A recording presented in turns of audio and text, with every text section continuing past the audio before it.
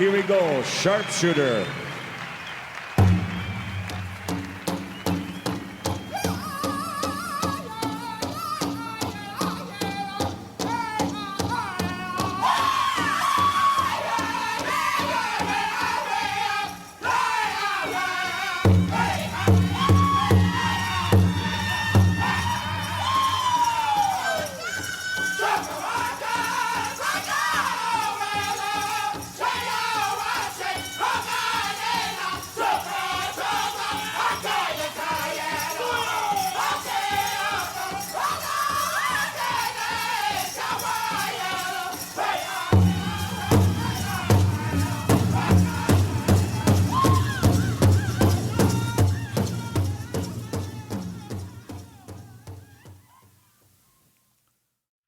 Welcome back, people. Welcome back. This is JR Lonelodge with Sounds of the Powwow Grounds, and we've made it to episode 5. And it's awesome to be here. My hometown. Well, actually my home res of Concho, USA. I was coming over that hill like that. This morning. It's a beautiful morning. I got to see those majestic and sacred buffalo out there on that res. Just coming over that hill like that. And they're just kind of gleaming. And right after that, I saw a whole pack of res dogs, and a bunch of them. It's funny because me and my mom talked about this. There's a little weenie dog, and I guess he's the head commander in chief of that pack. But he leads that pack around here in Concho and stuff. But public service announcement, people, if you're looking for a dog, we got all colors, different sizes. Come on out and pick one up. They don't have any shots, but they're free to anyone. You can name them whatever you want, too. So, just saying that, if you need a dog, come out to Concho. We got a bunch of them. We got a bunch of prairie dogs out here, too. Man, there's a bunch of fat ones out here. They got no predators out here. So, man, I would say the Concho is the capital of the prairie dogs out this way. But my little daughter Cedar loves them because she's like, Dad, the little fat one keeps looking at me. And I was like, yeah. But we got another good show for you people out here, here in Concho, Oklahoma. Thank you guys for tuning in. Like I said, we got those flyers. Start sending them my way. jrlonelodge@gmail.com, or hit me up on Facebook, send it to me over there. And I'll advertise it. If you got shout outs, call outs, definitely let me know. Sounds this morning, this great Sharpshooter drum. I want to give a shout out to Jeremy Worm dearly, and my niece Tay dearly. Love you. Uncle loves you, girl. And I hope you guys are doing good. But yeah, it's good to hear that, Sharpshooter, man, blasting out that drum. So, and, like all our listeners out there, if you want to go to our actual Facebook page, the cool thing is I've organized a lot of these powwow flyers really simple. If you click on our photos and then you click on all, you can go there, and I've actually got them sectioned out by the month. So you can just click on the month. It'll show you all the powwow flyers that I have for that month and stuff. And I make it real simple. You can actually forward them if you like on Facebook, or if you can print them out, you can do whatever you want on there on Facebook and stuff. But yeah, keep sending me those powwow flyers, and I appreciate it. And thanks for tuning in. All right, people, this is JR Lonelodge with Sounds of the Powwow Grounds. As you know, we like to bring on people, a lot of people out there, like to see these powwow stars and stuff. And I like to bring them on, just kind of get to pick their brain and see what they're up to. So if you got people you want me to see, you got a suggestion, you got people you love, you hate, or, just want to put on blast, send them my way, send me a message either on Facebook or jrlonelodge@gmail.com. So we're going to, at this time, we're going to take a little bit of break, and we're actually going to call one of these powwow people up and just see what they're up to. Hopefully they probably pay their phone bill, and let's see if they, here we go.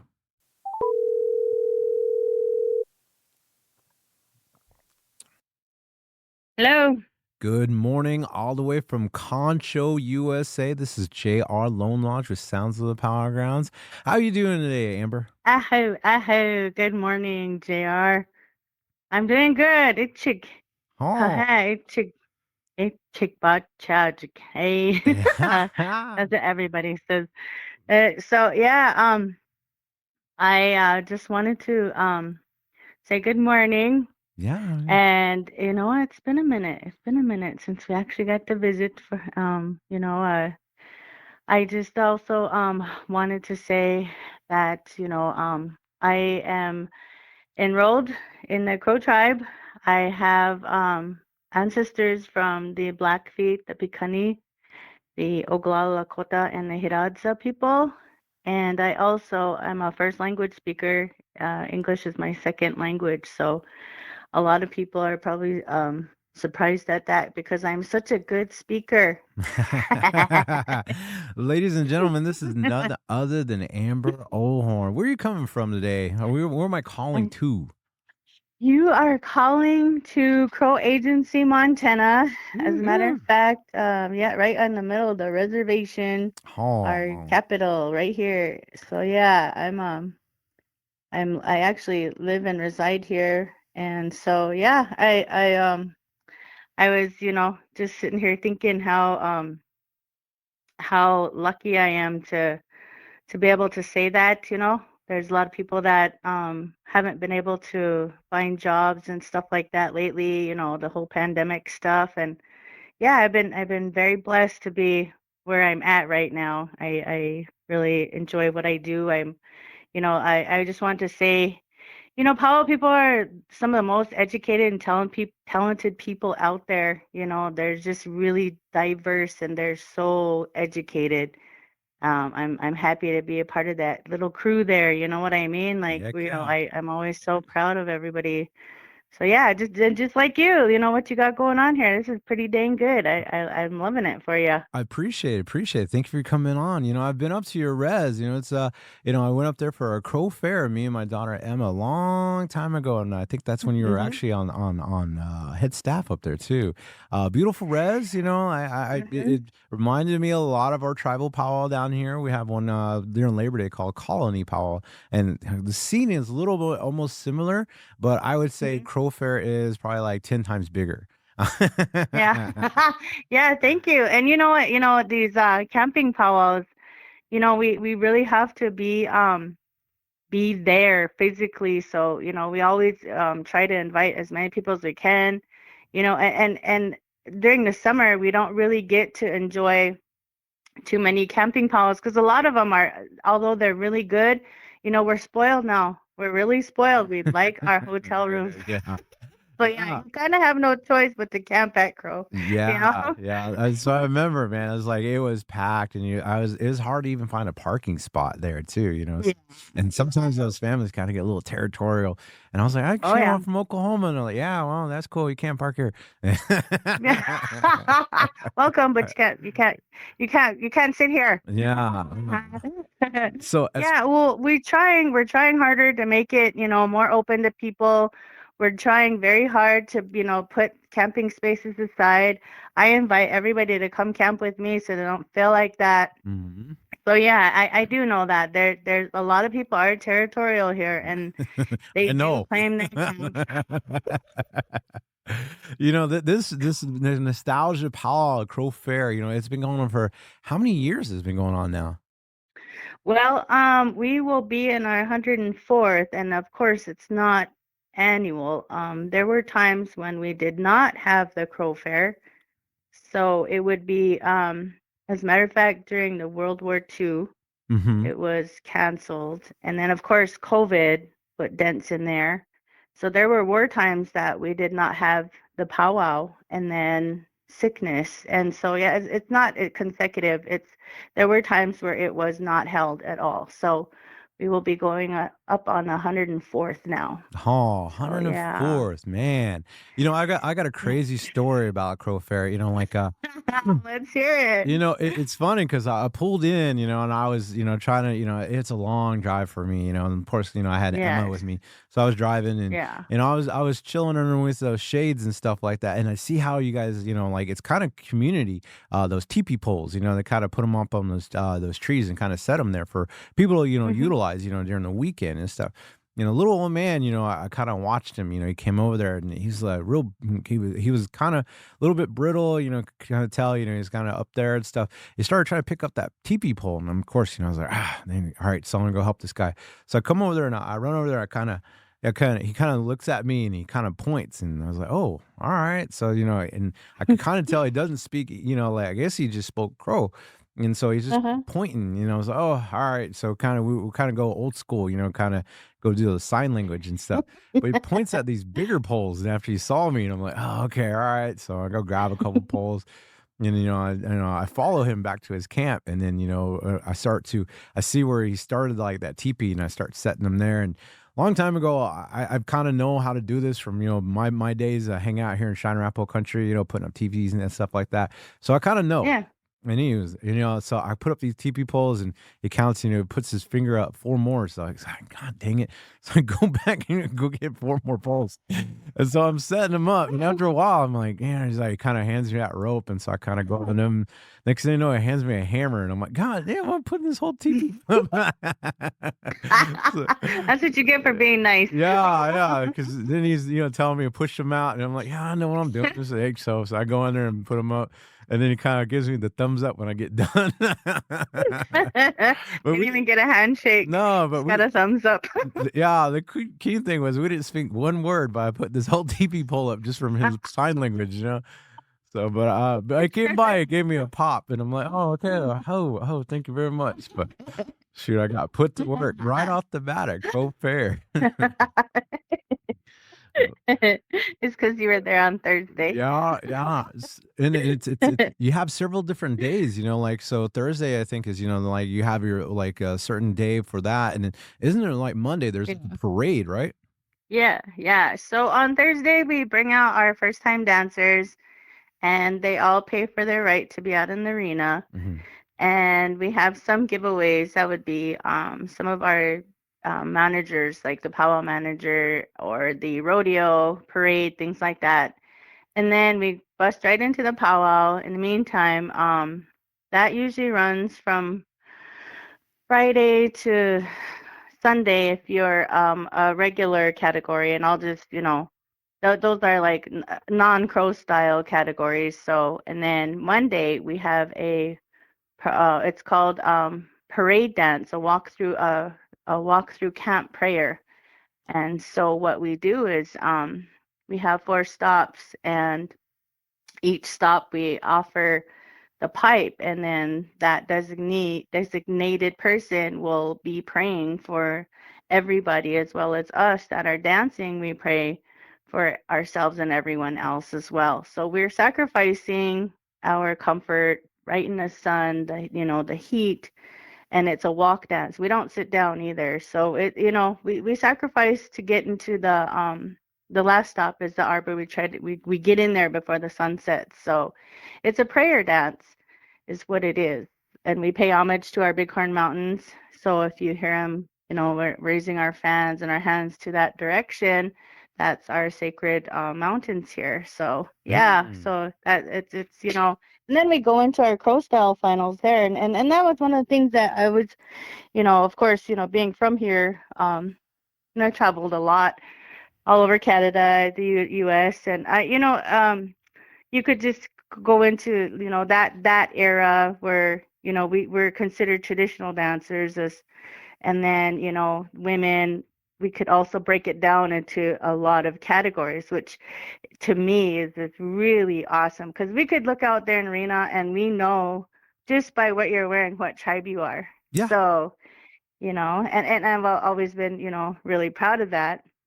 And so you could go into another breakdown where it's called Northern Traditional, and then you can go even further than that, and then you could say even cloth, Northern cloth, and then even Northern buckskin, and then you could even go into stationary, and then the walk around category, and then I would be women's crow style.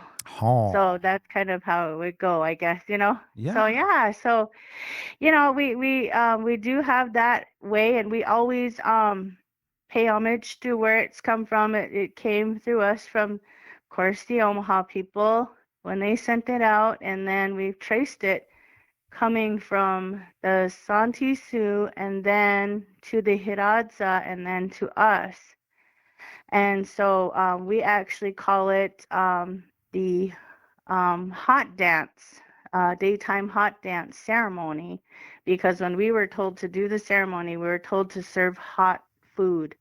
As a matter of fact, it was said that when you were doing this ceremony, the war dance, it would be likened to good days and that you were thriving as a tribe. And back then, since we roamed the plains, there was a lot of, food that we couldn't cook because we were always, hunting. And so when we'd have that ceremony, my people likened it to having hot food. So we call it the hot dance, Badaweliso.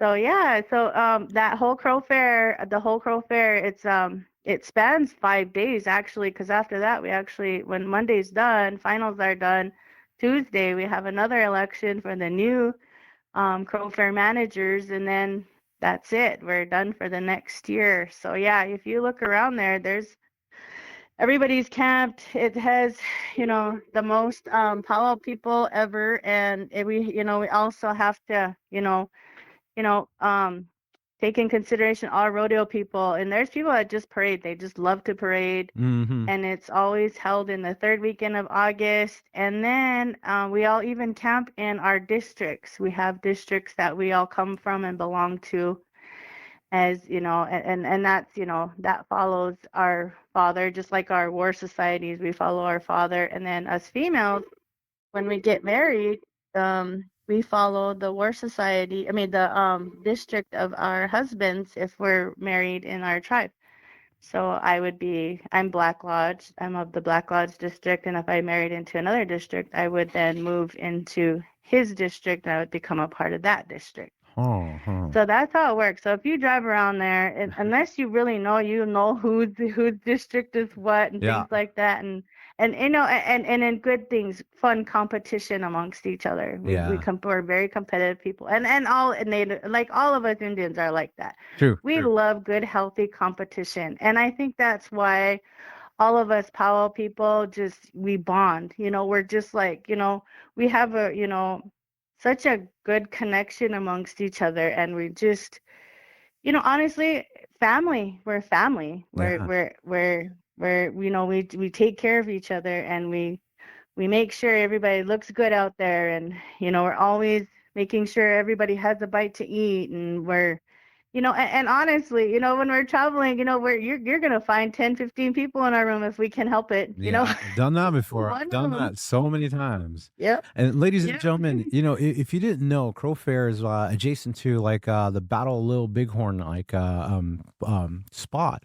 So, and the cool thing is I Mhm. actually got to take Emma up there, and the cool thing is, Good. we were, of course, we're Shine-Arapaho, and we were my Yeah. tribe, my ancestors were part of that battle. So the cool thing is, I actually had one of my good friends, Jace Old Elk. I guess I never Yeah. knew that guy actually was part of like that Parks and Recreation. So he actually gave Mhm. the entire tour for free. He's like, "Oh yeah, I remember over here. This is where Reno came and Bastille was here." He knew the entire story. Yeah. So we just drove around. Yep. We had our own Yeah. tour guide. We just picked up Right Jason. on. He took us around and he told the Yep. whole story, the battle scene and everything of that. And so we had our personal tour guide. Emma actually had her personal tour guide. We took pictures up Nice. there, but you guys, if you ever go up there, please go check that out. It's something significant, Yeah. in our history. And, it pertains to, Yep. like our Native American culture, but it's beautiful. I even got to swim. I think there's a river over there by there. There's a huge cliff. And then Yeah. one of the tribal members actually took me out there, and, I took my daughter out there, and that water was freezing. I Yeah. had to psych up before I jumped in there, but they told me about stories about the Crow Warriors just to hide in these canyons and stuff. And I'm like, yeah, all right, but man, this water is cold. Yeah. Yep. Yeah. That would be at the Bighorn Canyon. It's up there in Fort Smith. Hmm. It's beautiful out there It too. is. And It is. we're just really lucky that we look around and we're surrounded by mountains. We have rivers here, and and that's one of the things is that, before that, for Fort Smith, we have a dam there now. Before it was built, we had a big, hunting population. We could hunt elk and buffalo, and of course, the buffalo had, by the turn of the century, had almost been annihilated, but the elk around here, that was one of our main sources of diet. Of course, we have rivers, so we also fished, and we ate, trout and things like that as well, deer. And, a lot of people probably say, oh, she has an elk tooth dress. Of course, we basically, used the molars of the elk, and we also call it a bone dress because we would use some of the bones on there when they were broken and put that on our dresses as well. Oh, right on. So that's where, that fashion comes from. When, you see some the Crow women, they take a lot of pride in their dresses because it is a symbol of the hunting prowess of our males in our family and our husbands. Yeah. So when our husband is a good hunter, of course you're going to have those kinds of spoils, right? So If he's same not, you get fashion. nothing. Hey. You starve. Yeah, yeah. We have something like that with, our shine around polo dresses. We have what's known as a gusset that comes down the side. And, a lot of them, will still emulate that with the cloth dress, like it's like a little extra Right. tab on the side of it. And what that comes from is the Yeah. hide. And that's where the foot would have been, or, the leg would have been when they cut those hides and stuff like that. But they emulate it also in the cloth dresses and too. I know this because I saw a lot of dresses and stuff. And so that's something Right. that, down here we actually put in there, but it's known as a gusset. But yeah, that's where that Yes. kind of emulates Yeah. and stuff. So going back, Absolutely. your style, your crow style, like we kind of like elaborated on it. It's very nostalgic to your tribe and stuff. What does it mean to you about bringing that out there? And showing off this style of dress. Well, for me, I that's all I knew. You know what I mean? I just, we've also adopted it's like a tea dress, and we were very close to in roaming the plains with the Nez Perce people. So a lot of our designs and our style, even some of the men's hair, they had a pompadour. They all adopted fashion, and so, you being, in the fashion, you were, you know how to do a lot of things. And matter of fact, I got to sew a dress at your place one time. I was so honored. I came in that sewing. I was like, oh my gosh, I can't believe I'm going to be able to use this sewing machine. And I just like, for us to be able to wear things like that and represent who we are, again, it is at our core. We know who we are, and I've seen it time and time again. People are so proud of where they come from, and I just love that for everybody. We all wear our own designs. Mhm. We do adapt, and we move with the fashion times, of course. We're very fashionable people, and I like to, joke about it. Even I'll even say, I don't wear makeup at work. I dress up, but when I put my clothes, my regalia on, I go full-fledged. I wear all my makeup, and it takes me 45 minutes to put it all on, and then once I'm done, I feel like I will, I look the best in that. And you can't give me the $4,000 Prada, Louis Vuitton, nothing to add to this. This is complete, and this is me, and that's when I feel the most beautiful. I gotcha, gotcha. Like you've been pretty much everywhere, Powell's and stuff like that, all the way up into Canada. I've seen you in California and just, Florida and stuff like that. What is Yeah. your favorite drum to dance to? Oh, oh my gosh, I'm just gonna put it out there. For hands down, for the beats that they're always given, and for the actual delivery, the song that carries you.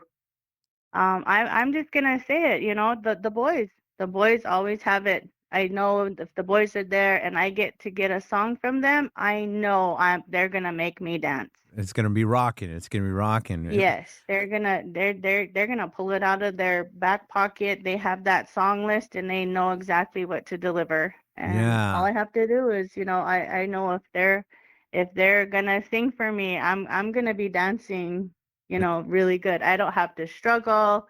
You just go out there, they sing, and you lose yourself in that music. Right on, right on. So, like back in the day, there's a late 80s movie called like The Last Dragon. And, in this, Yes. Bruce Leroy, he got this, what's known as the glow. There's that one Yeah. time in Power World that, you could just, that's that nostalgia moment that, that's the best time that you've ever danced. What was your best time that you've ever danced out there? Well, in my head, it would literally be when I was, I was at a Gathering of Nations. It was 2017. I had, and yeah, there's a lot of us that have gone through a lot. I had lost my late oldest, and I was, called back to the arena after I was taken out of mourning. I was told to at one time, and I was out of the game for 9 years. They said, you used to powwow, you used to dance. We're not asking you to go back right away, but you need to go back and do that. You need to join life again. And so I remember just trying to put my outfit on, and I didn't feel right. It didn't feel like it was a part of me anymore. And I remember trying to recall how to even do it and going to gathering, and I was just like, what am I doing? Why am I doing this? Like what is wrong with me basically? And then I just remember coming into the arena, and all of a sudden everything made sense again. I was like, wait a minute. I remember this. I remember how this felt, and I remember these people, and just the actual atmosphere. That's when it hit me that yes, I do belong here. And there was an epiphany in my head, like, you know, just take it in, Mm. because this is where you belong.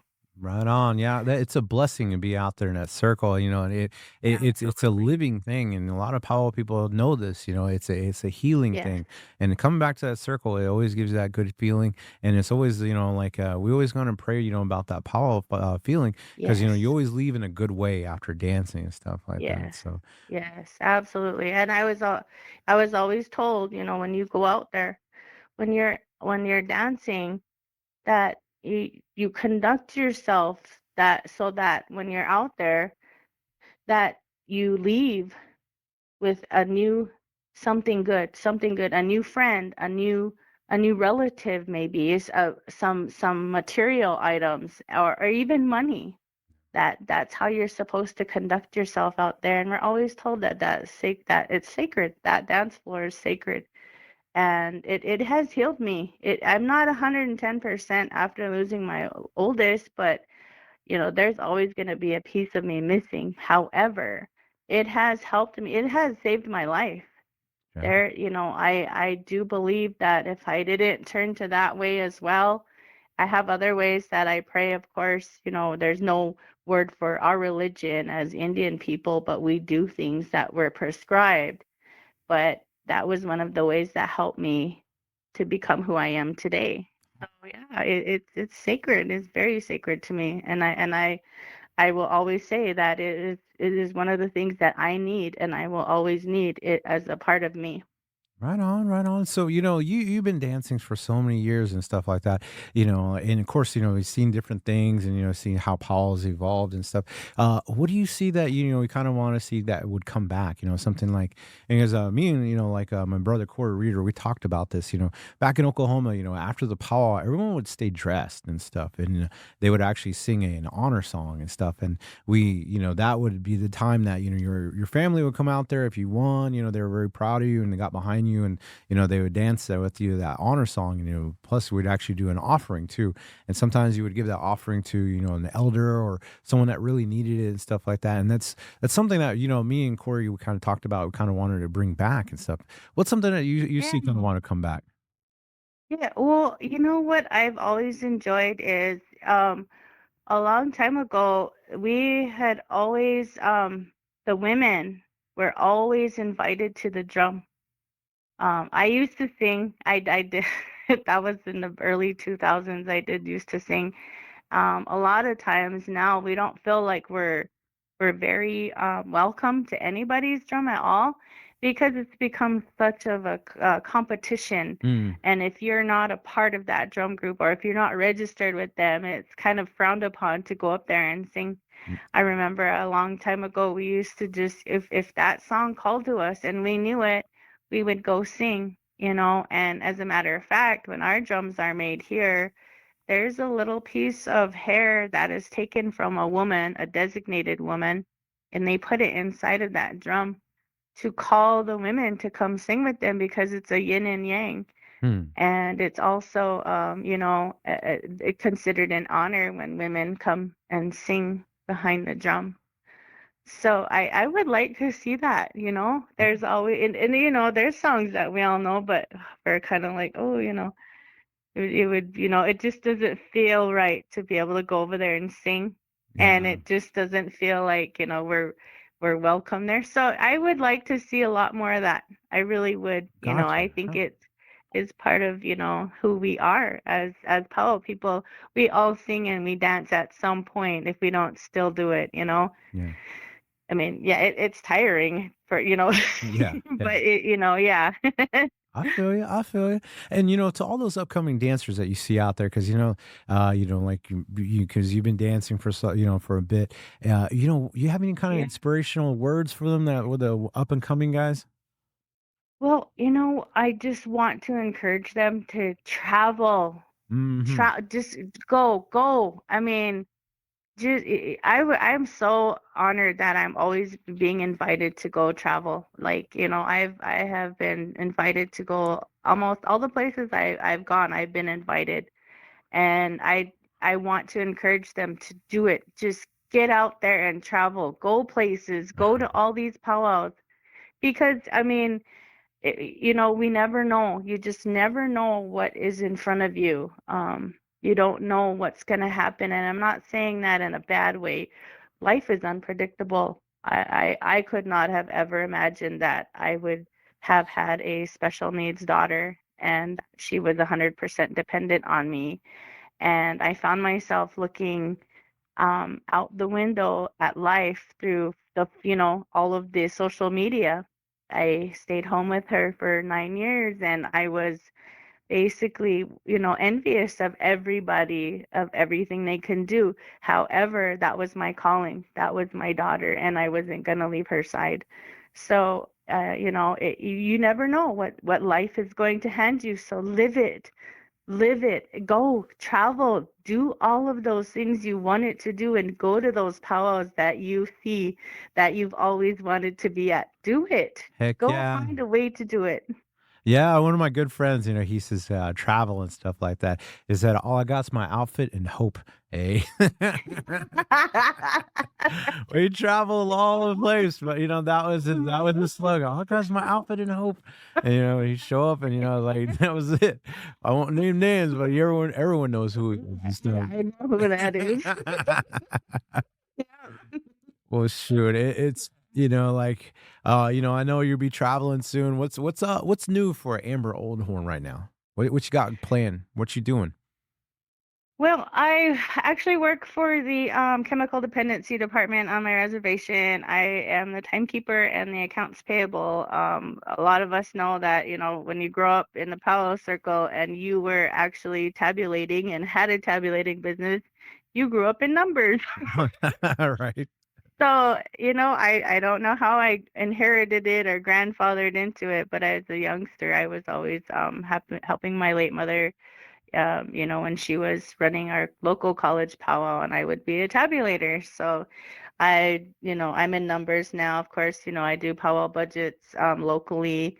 I also, you know, make sure that, you know, the events that I have to run, which is coming up, the Native Days powwow. Well, actually, not the Native Days events. I have a trail ride coming up that we're going to be doing, as well as the Shoshone dance.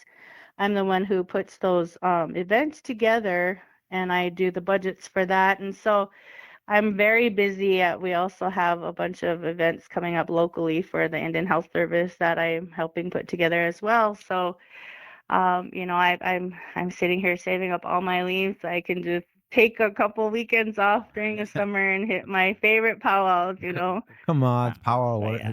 Yeah, tribal work. You got days off, eh? You got leave without pay. Yeah. We just had So, Easter, and like I know a lot of the tribes out there. They all worked. All of them are all happy and smiling because it's Friday, and they got paid 40, but they're only here 32 hours. But Yep. So that I'm the bad guy sometimes because I'm the timekeeper. Yeah. So I'm like, yeah, I'm everybody's best friend, but I will make sure you get paid whether King, you have to king. use leave or not. Right on with right on. So, well, I got one more thing for you. You got any like final like thoughts or anything like that that you might want to put out there for people? Well, I wanted people to know that, there's again, we don't know what life has in store for us. I had a lot of people come up to me, and a lot of people don't know. They don't know that I had an older daughter. Mhm. They just see my daughter Ari and I now, and and I want to encourage people to we are resilient, but we have also have had to learn how to live in a very poor, financially poor state. We all need to know and understand how to take care of ourselves, self-care. I had to learn how to go to counseling. I also have people that hit me up about, certain situations in their lives when they have a special needs care, person in their life, or if they are a caregiver. Mhm. They need to understand that, there are resources out there. There are also things you can do to help yourself as far as respite goes, things like that. And I always wanted to encourage people to put themselves first. It's very hard. It is hard being a single mom and trying to take care of everything at home, and also working, and still even trying to be Indian, if Mhm. that makes any Yeah. sense. All these things, there's an extra little bit of pressure on all of us to keep our ways going, to perpetuate, not practice, but to perpetuate our ways of life. And so being able to have that balance has always been key. I still haven't found it. I am overworked. I'm also underpaid. I'm just kidding. Right, right. Well, mention that, boss. Hello, out Yeah. there. Like the purse strings. I need more money. Right. Yeah, just being able to find the sources that, I know people even in their 70s in my family that are in counseling. Like, we have to learn how to take care of ourselves while living in this world. We do walk, both sides of this line, this imaginary line, and we really need to learn how to be good to ourselves. Right on, right on. So, yeah. Well, Yep. well, Miss Oldhorn, I want to appreciate you coming on the show. Thank you for coming on my Sounds of the Power Gremlins. I've never been on a podcast before. This is something new. I listen to them all the time, but this is awesome. I just wanted to tell you, thank you so much for doing this. And again, I know you had your crafting, Mm-hmm. your podcast, that was amazing. I hope you bring it back too, because that just really helped out, even me. Yeah. I went on there, I was like, oh my gosh, I didn't know that. That is so awesome. So yeah, yeah, yeah. Well, I appreciate that. A little shout out to Making Regalia. That that's a show I do want to get back up on the air soon. It's just getting the right time and just the right people involved and stuff like that. But someday it's coming down the pipe. It's gonna happen again. And the thing is, I always Yeah. want to put it out there. I don't think I'm the best. I don't think I'm the best sewer. I don't think I'm the best beater. It's just that I have Right. I have some tricks up my sleeve that I can help people out, and that's kind of what my show is Exactly, primarily. exactly. But Yeah, yeah. and you were part of, some of the tricks that I have too, and of course, I beat and so as well. And again, it's like you just have to be brave in order to be a sewist and a beater. You Yeah, just have to try it. If it doesn't work, it doesn't work. especially when you're cutting that $40 yard, Oh my material. God. Yeah, the $90 Uh, yard material, and your hands are shaking and your hands are all sweaty. Yep. So yeah, and I just, I wanted to say, one more thing. Mhm, mhm. I wanted to tell all the up and coming singers, don't be afraid to share your songs. I have, some nephews that just, started singing with a new drum group. My nephew RJ, he started, one of the up and coming singers. They're called Bad Word Cloud. I just want to give a shout out to them too. Ooh. And as a matter of fact, to all of the singers, if you guys weren't there, we won't be able to dance. Please, keep showing up. At one point there was a time where I had been in Arizona and oh my gosh, I just dreaded going to powwows. Some of them there, it's like, oh man, Yeah. I'm gonna have to dance to this drum group. Oh, and nowadays people are listening to YouTube, they're practicing, and I just want to say, keep singing. Oh. You guys can make some beautiful music, and again, there's a yin and yang out there. I know I said that before, but you have to have singers. You don't have singers, you don't have dancers, and they always say, that grandpa is sacred. It sings before the human does. That drum, when it hits that drum, the drumstick hits the drum. That's when the song starts. And that's that's the most sacred part for me when I'm out there. Right when I hear that drum, I'm like, there it is. That's my cue. Oh. So yeah, that's another thing I wanted to say. It's just, and again, I did just somebody that's been around, powwow. I grew up in it. I started dancing when I was 3, and I've been on every sides of it. I was in head staff. I've also been on committee. I've also been on budget, all of that. So I really have the most respect for that. The contest era is here, and I'm so proud of everybody for being out there. So we just have to keep going. It's a part of us. Oh. So yeah. So thank you so much again, JR, for having me. I really appreciate it. Good words, sisters. Yeah, and it's always a pleasure seeing you and hanging out with you. And come up to Crow Fair. We got treated really good up there and stuff like that. Good. Except for putting up the teepee that I didn't even know. Right. But yeah, Yep. the funny thing was, it was like that family came in and invited me over. Hey, next year we're gonna give you your own teepee to sleep in. And I was like, oh, okay. And I was back in my mind, I probably had to put that one up too, eh? You can sleep in it after you put it up. Yeah, after you put it up, you're good. And I'm like, all right, but hey, Yep. but thanks for coming on my show, and hey, You bet. yeah, it was an honor having you on here, and it's always an honor, Thank you. sharing that arena out there with you too. I host. Thank you so much today. You bet. Tell Cedar I said hello. Tell him I said hello. Tell your mom I said hello. I And definitely will. everybody else out there, hello. Oh, Hello to everyone. thanks. See you on the trail sometime soon. Heck yeah. See you soon. All right.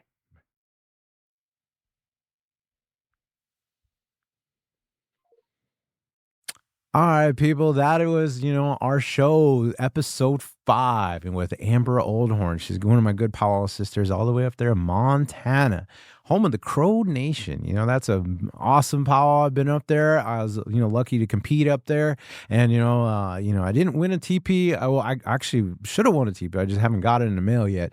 It's been a couple years, so just Crow Nation. Just letting you know I'm still waiting on that TP.